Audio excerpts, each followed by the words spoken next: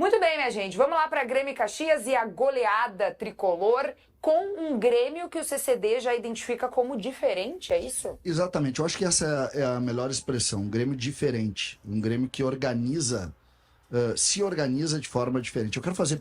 a gente pode fazer um relato individual e aqui não tem nenhuma relação com o Grêmio, tá? Tem um ponto que é onde começa o time do Grêmio, que a gente precisa falar muito aqui. E não tem nenhuma relação com o Quinteiros, não tem nenhuma relação com o trabalho do Grêmio nesse momento. Eu quero só colocar o seguinte: o Grando, quando saiu daqui, ele sai para ir para o Cruzeiro, ser reserva do Cruzeiro. Ele tem uma mudança, Vaguinha, no jogo dele, que eu considero muito legal, porque ele com certeza deve ter perdido muito tempo da vida dele trabalhando para isso, tá? O Grando melhorou muito com os pés. E isso é trabalho, isso é trabalho dele, ele trabalhou muito para isso. E eu quero colocar esse ponto para ajudar, assim, porque é muito importante que ele tenha. Mas tu acha que ele está trabalhando isso desde o Cruzeiro ou é algo agora dessa pré-temporada? Não dá para trabalhar isso tão rápido, não foi agora, não é desde o tempo, não foi nesse momento. Então não quero colocar, senão, sério, não tem nada. É ele com ele, é um trabalho dele, ele entendeu que ele precisaria disso. E ele realmente melhorou muito. E a gente começa com ele, porque... Você vê a melhora em quais aspectos, assim?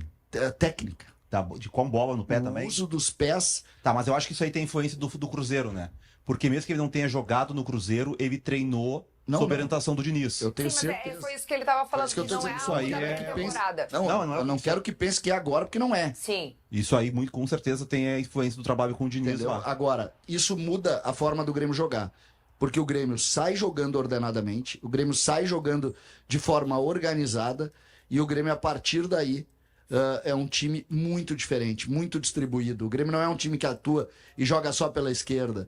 O Grêmio é um time que joga por dentro também. O Grêmio é um time que joga pela direita. Ontem jogou mais pela direita do que por dentro. Eu tô muito contente com o que está sendo desenvolvido e sei dos problemas, tá? Um dos problemas é um time que joga muito apoiado, com as linhas muito altas, e nós vamos ver muitos...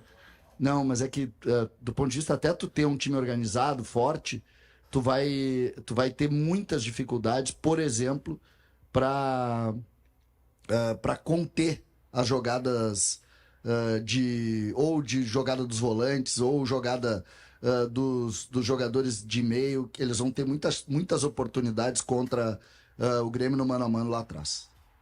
Tá, olha só, Eduardo Garcia manda aqui uma pergunta para o nosso debate, pergunta/afirmação, né? O Grêmio foi bem, ok, mas o Caxias tá de sacanagem, achar que vai ganhar subindo as linhas do jeito que subiu e dar todo o espaço pros caras. O que tu acha, Monari? Mas é o jeito de jogar do Luizinho Vieira, né? Fez o melhor trabalho dele no Ipiranga em 2022, que ele foi finalista do Gauchão, fez a melhor campanha da primeira fase, ficando na frente de Grêmio e de Inter. Ganhou do Inter de 3-1 lá em Erechim, naquela fase de classificação. Perdeu os 2 jogos depois da final pro Grêmio, mas assim, o jogo lá em Erechim, na final, o Grêmio faz um gol no final, um pênalti, que o Lucas Silva bate, se eu não me engano. Ele conseguiu competir naquele momento, né? Agora é um outro trabalho, é o estilo dele. Mas a questão não é nem essa, assim. A questão é a diferença muito grande, tecnicamente, que sempre tem no Gauchão e que normalmente é difícil para Grêmio e Inter no início pela questão física. Mas nesse ano a gente já tinha chamado a atenção, né, que nas estreias, o Inter terminou contra o Guarani de Bagé e o Grêmio contra o Brasil melhor fisicamente. Né, e tu vê esse Grêmio diferente dentro de campo em termos táticos? Sim. O jeito do Quinteiros que a gente falou da estreia, o Quinteiros falou muito sobre ter faltado associação no primeiro jogo, né? E esse jogo o Grêmio encontrou mais. Os jogadores se encontraram mais em campo. O primeiro tempo 0-0 já não foi o placar. O Grêmio merecia ter vencido já no primeiro tempo. E bem. Acho que os primeiros 15 minutos teve um pouco de dificuldade, mas depois sobrou.